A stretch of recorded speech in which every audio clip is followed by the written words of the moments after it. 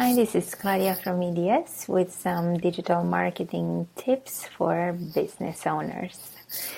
Tip number 1, keep your budget separate for digital marketing, whether you have a freelancer or an agency or an in-house team. Make sure your budget is always separate such that you can measure results and return on investment separately for digital marketing. Tip number 2, learn marketing terminology, not regular marketing, but digital marketing. You want to know what lead means, what cost per lead, what conversion rate, what return on ad spend is, and a few other terminology,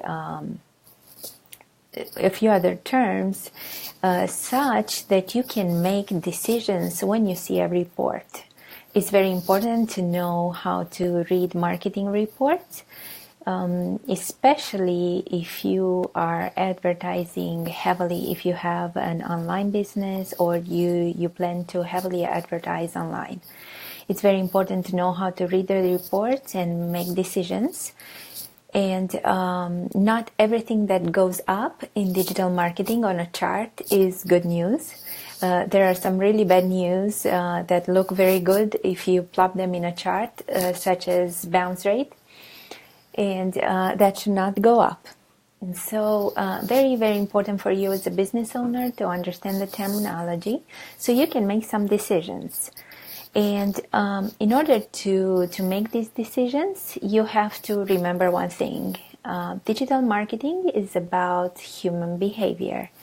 Humans react to a trigger, and it's our job as digital marketers to find that trigger and produce an action.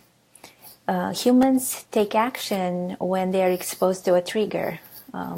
Whether it's an image, whether it's a message, something they read, something they hear, something they see and they like, they click and make a purchase or choose your business from other businesses.